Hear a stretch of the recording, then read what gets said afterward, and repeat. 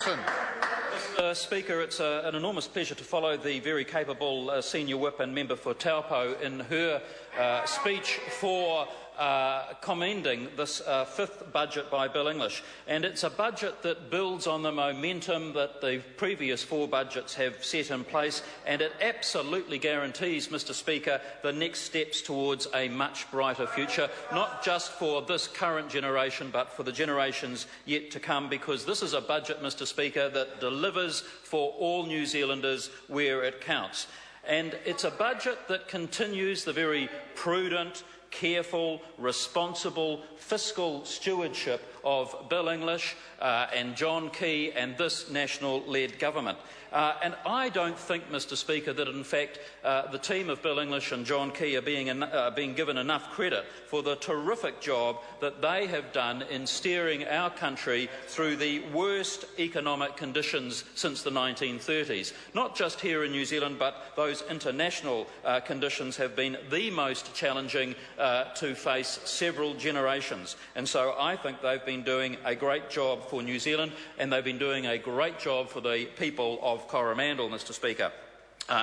In years to come, Bill English and John Key will be treated well by history for their steady and careful, prudent management of our economy during these most difficult times. There's nothing weird, there's nothing strange, there's nothing irresponsible or unusual in this budget. There is nothing that involves the printing of great wads of money from a photocopier buried deep in the bowels of the beehive, and there is nothing unfair in terms of tax hikes or further borrowing that is unnecessary. There are no capital gains tax, and there are no attacks on hard-working families or business folk in New Zealand. And there's no nationalisation of the electricity market. There is nothing weird, strange or unusual about this budget. It's just good, stable, prudent, careful management and stewardship of our economy during difficult times. And on top of all that, we're rebuilding Christchurch. Mr. Speaker, it's an absolute privilege to be the MP for Coromandel, to be the MP for the most beautiful part of the country, 4,500 square kilometres of New Zealand, almost more attractive than the Deep South, Mr. Speaker. We are the beneficiaries of the lowest cost of living increases since 1999. And we are also the beneficiaries, Mr. Speaker, of after-tax wage growth of 22% since September 2008. That's a huge achievement. That's real dollars, real income, real spending power in the pockets of ordinary New Zealanders. And what's more, Mr. Speaker, we have the lowest mortgage rate since 1965, and economic growth of 3%, which puts us in a position of being the envy of the world. So what does all this mean for the good people of Coromandel? Well, let's just take a look at tourism for a minute, because it's well known, Mr. Speaker, that Coromandel is in fact the Queenstown of the North Island. Hundreds of thousands of people visit each year, and they come and see and share our pristine beaches, our magnificent bush and walking tracks, and of course our hugely successful new Hauraki rail cycleway.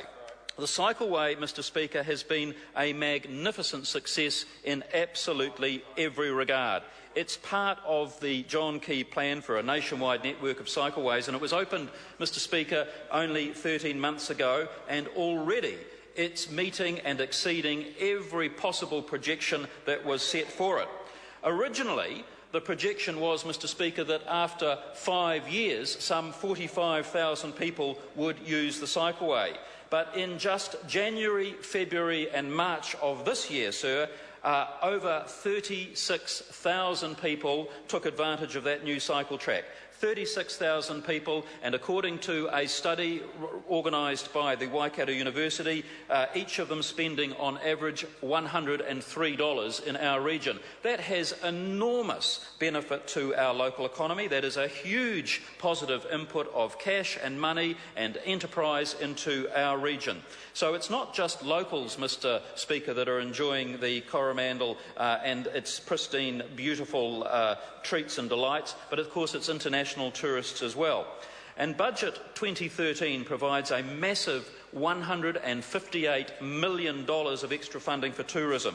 And in that package is included a very good new scheme that involves the spending of $28 million over the next 4 years to co-fund business innovation and growth in the tourism sector.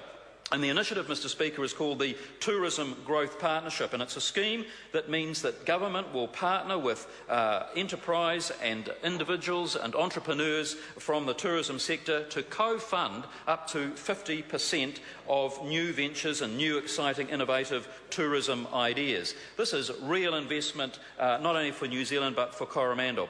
Mr Speaker, it's a pleasure to be one of the final speakers in this budget debate and to commend again the work of Bill English and the finance team for what is a good, stable, clear budget that puts us firmly on the track to being back in surplus next year, and that's a great thing. Mr Speaker, I am very proud to be part of a government that has presented such a good budget to the people of New Zealand.